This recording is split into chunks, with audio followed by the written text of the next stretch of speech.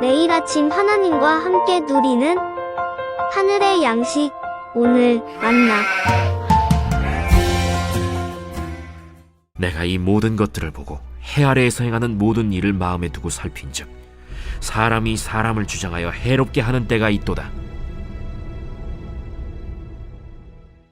그런 후에 내가 본즉 악인들은 장사 지낸 바 되어 거룩한 곳을 떠나 그들이 그렇게 행한 성읍 안에서 잊어버린 바 되었으니 이것도 헛되도다.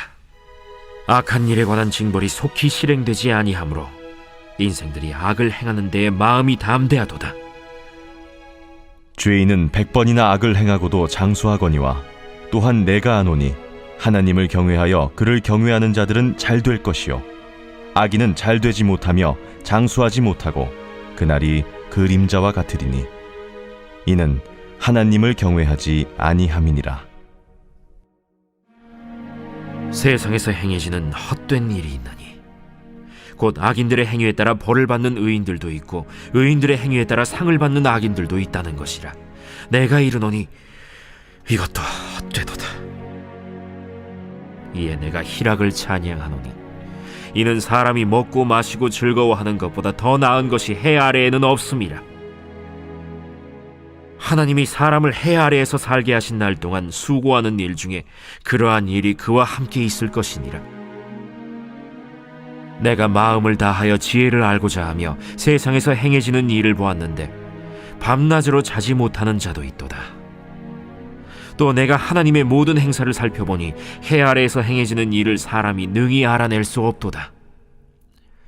사람이 아무리 애써 알아보려고 할지라도 능히 알지 못하나니 비록 지혜자가 아노라 할지라도 능히 알아내지 못하리로다.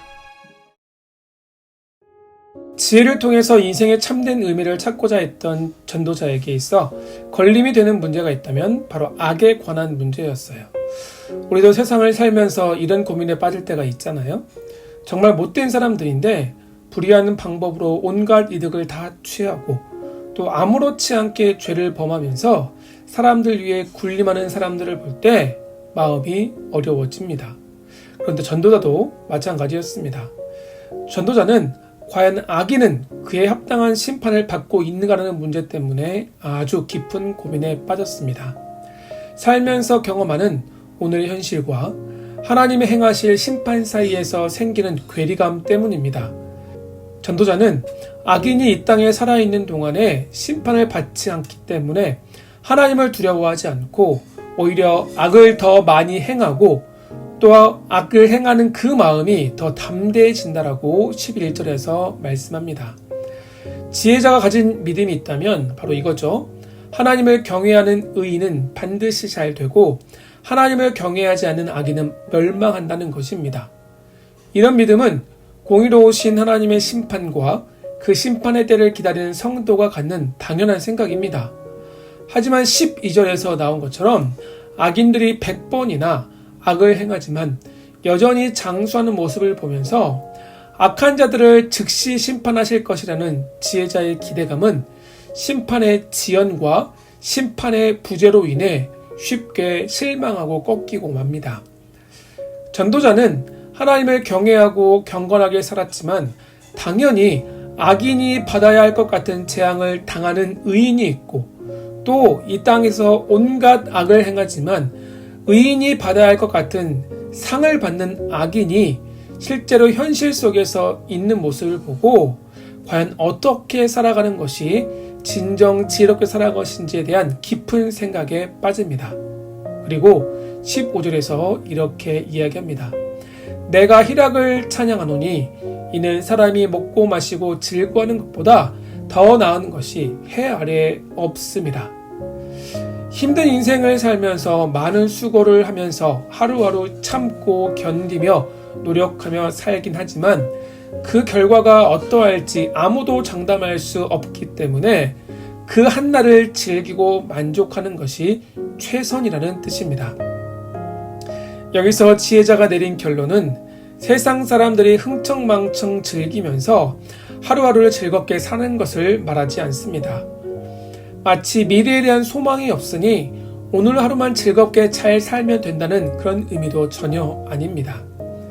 여기서 전도자가 제안하는 희락은 성령의 9가지 열매 중 하나로서 우리 성도가 예수 그리스도 안에서 성령과 동행하는 삶을 통해서 성령 하나님과 깊은 교제를 누리면서 성령 안에서 누리는 기쁨으로 그 어떤 상황과 형편에도 흔들리지 않고 사라지지 않은 영원한 기쁨을 말합니다. 그래서 우리 안에 이 희락이 있다면 고달픈 인생길을 꿋꿋이 견디며 살아갈 수 있고, 이 기쁨은 우리 주님께서 승리하셨듯이 거친 세상과 맞서 이길 수 있는 힘이 되어 줍니다. 이런 희락은 15절 후반부에 기록된 대로 하나님이 우리에게 주신 생애의 날 동안에 우리가 성령 안에서 깊은 교제를 누리고 맡겨주신 삶의 자리에서 최선을 다하며 살아갈 때 우리 안에 하나님이 주시는 참된 기쁨이고 우리 삶의 여정 가운데 항상 반드시 함께 할 것이라고 말씀합니다. 이것이 바로 이 땅을 살아가는 우리에게 주신 하나님의 은혜요 감사의 제목이 아니겠습니까?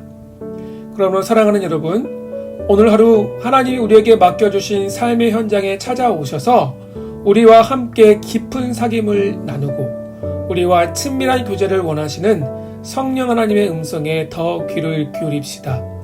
우리가 다 알 수도 없고 다 이해할 수도 없으며 우리가 해결할 수 없는 세상의 문제에 지나치게 마음을 빼앗겨서 불평과 원망에 사로잡히지 않길 원합니다. 이런 세상 문제의 염려와 원망에 사로잡히면 주님께 집중할 수가 없기 때문입니다. 분명한 사실은 우리가 깨닫든 깨닫지 못하든 상관없이 오늘도 우리 주님은 우리에게 찾아오십니다. 그렇다면 우리에게 우리의 삶 가운데 찾아오셔서 우리의 말을 걸어오시고 우리의 손을 잡아주시며 우리의 걸음을 인도하시는 성령 하나님과 그 걸음을 맞춰서 함께 걷는 하루가 되면 좋겠습니다. 사랑하는 사람과 걷는 길은 아무리 멀고 험하다 할지라도 즐겁고 기쁜 걸음이듯이 우리를 사랑하시되 끝까지 사랑하시고 우리에게 친밀하게 찾아오시는 그 주님과 동행하는 오늘 하루의 우리의 삶 가운데 주님이 주시는 참 기쁨과 평안이 세상이 줄 수도 세상이 알 수도 없는 참 기쁨과 평안이 오늘 우리의 삶 가운데 가득하기를 주의 이름으로 축원합니다.